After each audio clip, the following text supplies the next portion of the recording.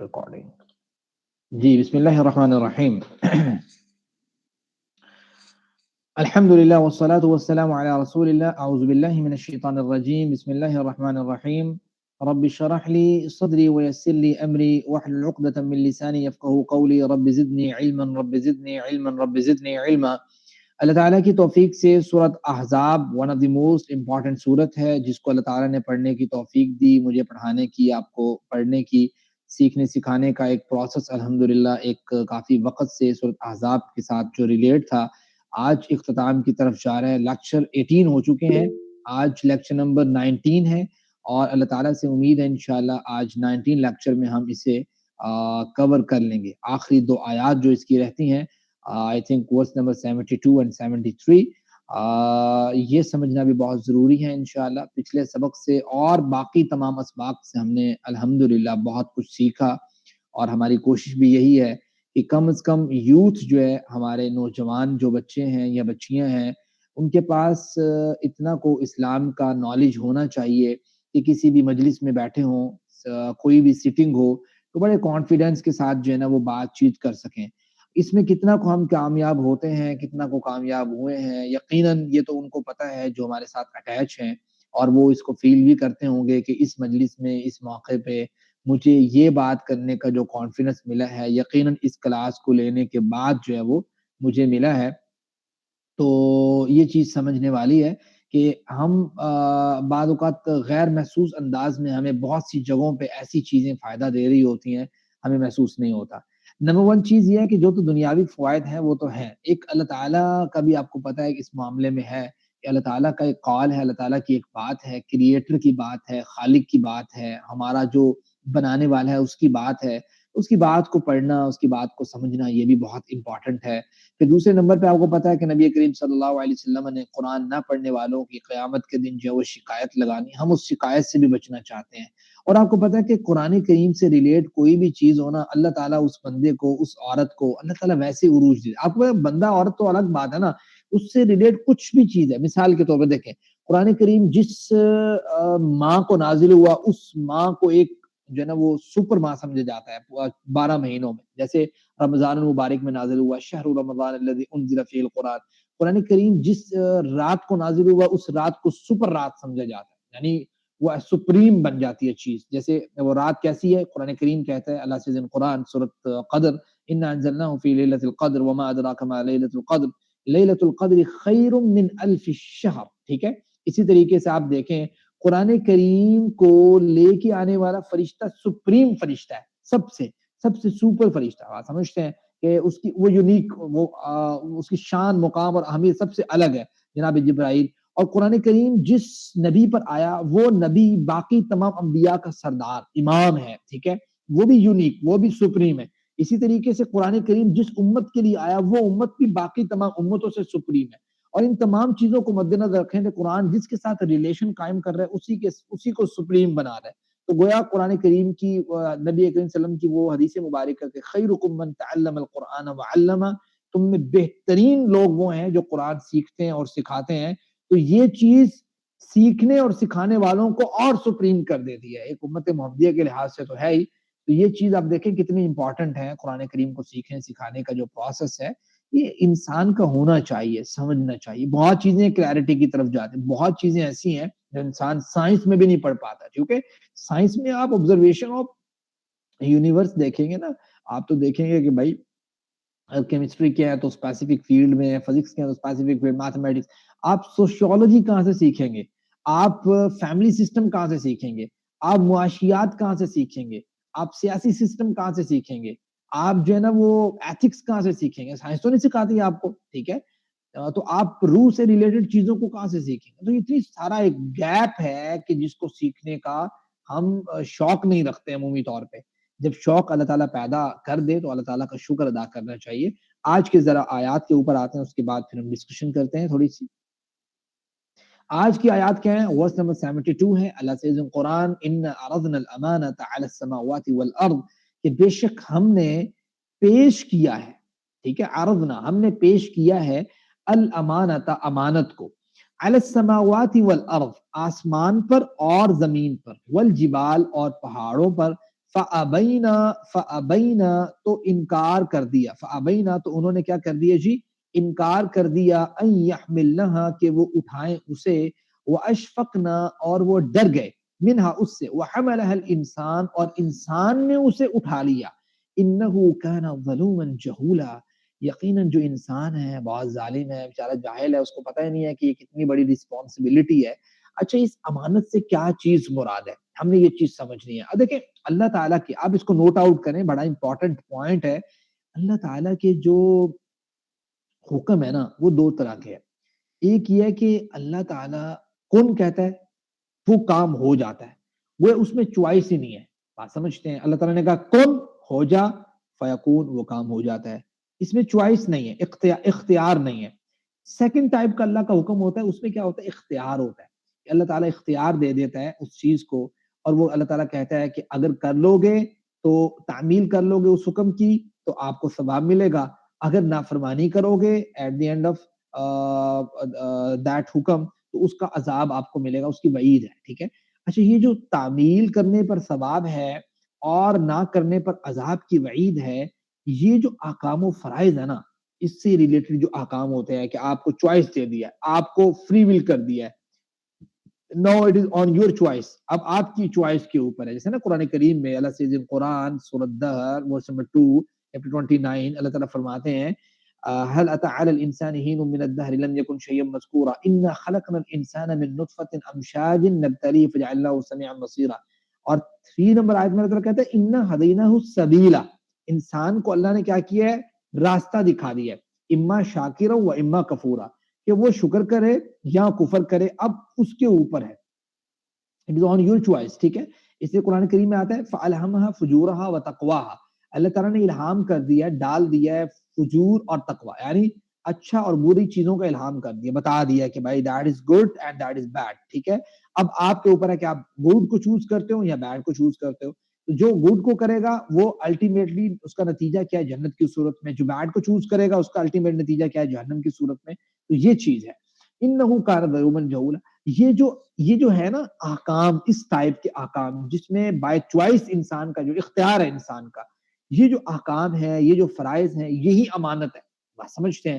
اللہ تعالیٰ نے یہ امانت جو ہے وہ پہلے کیا کیا، اللہ تعالیٰ نے پہاڑوں کو، آسمان کو، زمین کو یہ چوائس دینا چاہیے، یہ اختیار دینا چاہا، اور کہا کہ بھائی آپ کے پاس یہ اختیار ہے، ٹھیک ہے، آپ جو ہے نا وہ اچھا کرنا چاہو اچھا کر لو، برا کرنا چاہو برا کر لینا۔ انہوں نے اس اختیار کو لینے سے کیا کر دیا، انکار کر دیا، انہوں نے کہا نہ بھائی ہم نہیں لیتے، بھائی ہم تو وہی ٹھیک ہے، جیسے اللہ تعالیٰ کہتا ہے نا کن ہو جا تو وہ کام ہو جاتا ہے، تو وہ کہتے ہیں ہمارے لیے یہی اختیار بہت ہے۔ تو اب ہوا کیا، انسان کو جب یہ اختیار دیا گیا تو انسان نے اس کو ایکسپٹ کر لیا، اب اس کو ایکسپٹ کرنے کا الٹیمیٹ نتیجہ کیا تھا کہ بھائی آپ کے پاس چوائس آ گئی، اختیار آ گئے، تو آپ اللہ تعالیٰ کی دوسری ٹائپ کی مخلوق میں شامل ہو چکے ہیں۔ اور سیکنڈ ٹائپ کی اللہ تعالیٰ کی مخلوق کیا ہے وہ میں نے آپ کو بتا دیا، ایک اللہ تعالیٰ کی مخلوقات وہ ہیں کہ جس کو اللہ کہتا ہے کن ہو جا، ٹھیک ہے، فیکون وہ ہو جاتی ہے، جو اللہ تعالیٰ حکم دیتا ہے وہ کام کر دیتی ہے، اس کا اختیار ہی نہیں ہے کہ وہ کہیں میں نے نہیں کرنا، ٹھیک ہے۔ اور جن اور انسانوں کے علاوہ ساری کی ساری مخلوقات جو ہیں وہ کن کے اوپر چل رہی ہیں، اللہ کہتا ہے یہ کرو وہ کرتے ہیں، بھائی وہ پابند ہے اس چیز کے، ان کے پاس وہ امانت کی ذمہ داری نہیں ہے۔ انسان اور جنات کے اوپر یہ امانت کی ذمہ داری ہے، گویا ان کے پاس اختیار ہے کہ آپ دونوں راستوں میں سے کوئی ایک چوز کر لیں، اسی چیز کا امتحان ہے۔ یہ امانت اللہ تعالیٰ نے آسمان کو دینا چاہیے، اس نے انکار کیا، زمین کو دینا چاہیے، اس کو انکار کیا، جبال پہاڑوں کو دینا چاہیے، اس نے انکار کیا، بھائی میں نہیں اٹھا سکتا، انہوں نے بھائی نہیں اٹھائی، انسان نے اٹھا لی، تو انسان جو ہے بڑا ظالم ہے بہت اس معاملے میں اور بہت جاہل ہے، اس کو پتا، اس کو لگ پتا جائے گا کہ یہ کتنی بڑی رسپانسبلٹی ہے کہ آپ کو اختیار دیا ہوا ہے، اب آپ سے ڈیمانڈ کی جا رہی ہے کہ now it is your choice, اب کر کے دکھاؤ بھائی، ٹھیک ہے۔ اگر آپ شیطان سے بچ جاتے ہو، اپنے نفس سے بچ جاتے ہو، انوائرمنٹ سے بچ جاتے ہو، اور ایک جو ہے نا اسٹریٹ پاتھ کو یوز کرتے رہتے ہو، اللہ تعالیٰ کی بات کو مانتے رہتے ہو، اٹ از یہ اصل کامیابی ہے، ٹھیک ہے۔ تو جو چیز ہمیں سمجھ آتی ہے، تو یہ چیز امانت میں نے آپ کو بتا دی کہ امانت کسے کہتے ہیں۔ امانت کی ایک ڈیفینیشن میں تھوڑی سی اور بھی کر دیتا ہوں، ایک امانت کی ڈیفینیشن یہ ہوتی ہے کہ پرائی چیز ہے آپ کے پاس نا، کیا جی، پرائی چیز رکھی ہے کسی نے آپ کے پاس، اور آپ نے اپنی خواہش کو روک کر رکھنا ہے، آپ کے پاس پرائی چیز ہے اور آپ اپنی خواہش کو روک کے رکھیں، دیٹ از امانت، یہ بھی امانت ہے نا، کہ آپ کے پاس پرائی چیز پڑی ہوئی ہے، اب مثال کے طور پر کوئی بندہ آپ کو امانت دے گیا، کوئی کھانے پینے کی چیز ہے، تو وہ آپ کو امانت دے کے گیا ہے، پرائی چیز ہے بھائی، ٹھیک ہے، آپ کا دل بھی کر رہا ہے کہ یار میں کھا لوں، لیکن اپنی خواہش کو روک کے رکھنا ہے، ٹھیک ہے. اسی طریقے سے آپ کو کسی نے کوئی چیز دی ہے کہ بھائی یہ فلاں بندے کو پہنچانی ہے، اب آپ کے پاس پرائی چیز ہے، امانت ہے، آپ کا دل کر رہی ہے میں کھول کے دیکھوں تو صحیح، لیکن چونکہ امانت ہے آپ کھول نہیں سکتے، آپ کا نفس کچھ کہتا ہے، لیکن آپ کی امانت پرائی چیز جو ہے نا وہ کچھ اور ڈیمانڈ کرتی ہے. تو سر یہ جو چیز ہوتی ہے اس کو امانت کہتے ہیں.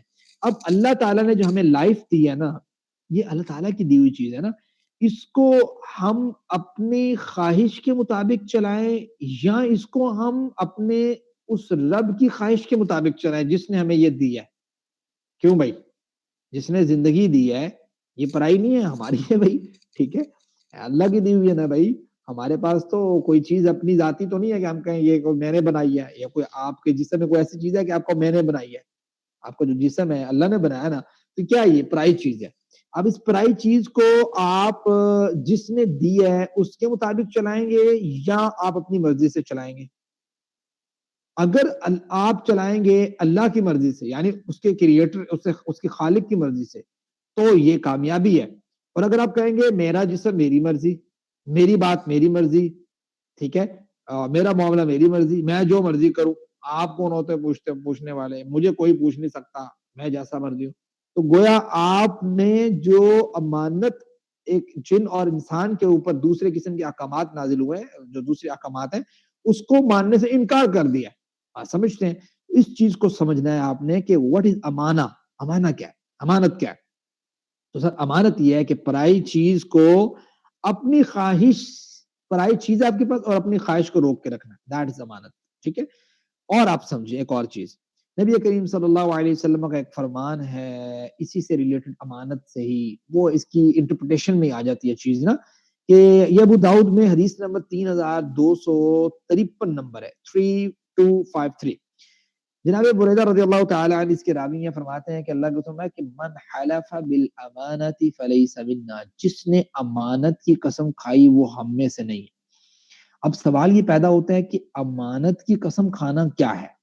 لیکن اس کی دو توضیح ہے، دو وضاحتیں ہیں. نمبر ون کہ امانت چونکہ ایک مخلوق ہے، ٹھیک ہے، تو اللہ تعالیٰ کی کریشن ہے نا، تو اس مخلوق کی قسم نہیں کھائی جاتی. ایک تو یہ مطلب ہے اس کا، یعنی مخلوق کی قسم جائز نہیں ہے نا، جیسے ہم کہتے ہیں تیرے سر کی قسم، تیری ماں کی قسم، تیرے باپ کی قسم، تیری قسم، میری گل مان لے، بات سمجھتے ہیں؟ یہ جائز نہیں ہے. جائز کیا ہے؟ آپ اللہ تعالیٰ کی قسم کھا سکتے ہیں. آپ کہیں اللہ کی قسم، زیادہ سے زیادہ کوئی آپ کسی بندے کو اعتماد میں لے کے آنے کے لیے. اس کو اسلام نے پسند نہیں کیا کہ آپ کبھی کسی کی قسم کھائیں، کبھی اس کی قسم کھائیں. غیر اللہ کی قسم نہیں کھانی، ٹھیک ہے. اللہ کے علاوہ کسی اور کی قسمیں کھانا درست نہیں ہے، یہ پسند نہیں کیا، اسلام کا مزاج نہیں ہے کہ آپ قسم کو چھوٹی چیز سمجھیں، ایسی آپ کبھی کسی کے سر پہ ڈال دیں، کبھی کسی کے اوپر ڈال دیں گے، تیری قسم میری قسم، اس طرح کی باتیں کرتے رہے نا. تو ایک معنی یہ مراد ہے.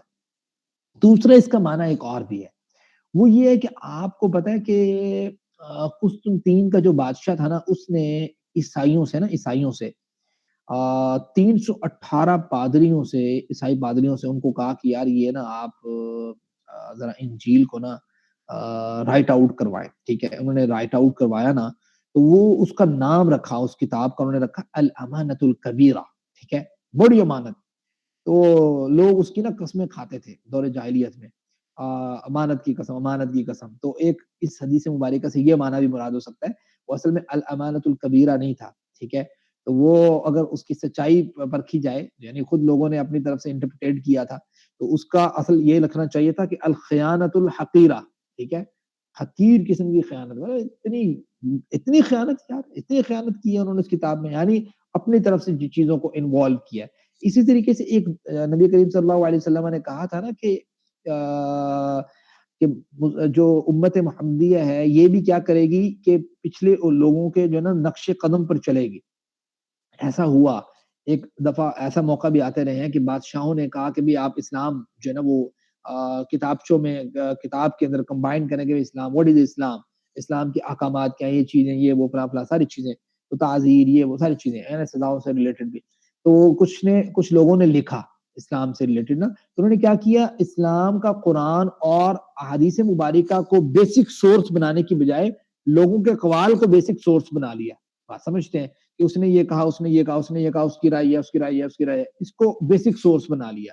جب اس کو بیسک سورس بنا کے جو ہے نا وہ گویا یہ ایسے ہی تھا کہ جیسے دین کو تبدیل کرنے کے مترادف تھا. تو سر تو یہ اللہ تعالیٰ نے پھر بعد میں ایک موقع آیا کہ امام بخاری، مسلم، ابو داؤد، ترمذی، نسائی، ابن ماجہ جیسے لوگوں کو پیدا کیا جنہوں نے احادیث کو کلیکٹ کیا. ٹھیک ہے، پھر جو ہے نا کھل کے چیزیں سامنے آئی کہ سر یہ تو اصل معاملہ اس طرح ہے. ٹھیک ہے، لوگ یہ کہتے ہیں فلاں یہ کہتے ہیں، تو اس سے تھوڑا یہ دین کلیکٹ ہو جاتا ہے. دین کلیکٹ ہوتا ہے پوری اسناد کے ساتھ، پوری جانچ پڑتال کے ساتھ، اسماء الرجال کے نالج کے ساتھ. پتہ لگتا ہے کہ یہ حدیث مبارکہ، یہ چیز یہ ٹھیک ہے یا نہیں ٹھیک. بات سمجھتے ہیں؟ باقی اللہ کے رسول صلی اللہ علیہ وسلم کی بات بنتی بھی ہے یا اپنی طرف سے کسی نے جو ہے نا وہ چھوڑی ہے بات، یا جھوٹ بولا کسی نے اللہ کے رسول صلی اللہ علیہ وسلم پہ. ظاہری بات ہے ہر قسم کا طبقہ ہر دور میں موجود تھا، منافق بھی تھا، دھوکے باز بھی لوگ تھے، دین کو خراب کرنے والے بھی تھے. ان چیزوں کو سمجھنا چاہیے. تو یہ آیت مبارکہ اس حوالے سے بھی بڑی امپورٹنٹ ہے کہ ہمیں حدیث مبارکہ میں جو ایک حدیث مبارکہ آتی ہے کہ من حلف بالامانہ فلیس منا، جس نے امانت کی قسم کھائی، یعنی وہ کتاب جو قسطنطین کے بادشاہ نے لکھوائی تھی نا، جو انہوں نے انجیل کے نام سے شائع کی اور اس کا نام رکھ دیا الامانۃ الکبیرہ، کہ بہت بڑی امانت ایسے اکٹھی کر دیتی ہے. ٹھیک ہے، تو اسی طریقے سے آپ کو ایک واقعہ سناتا ہوں.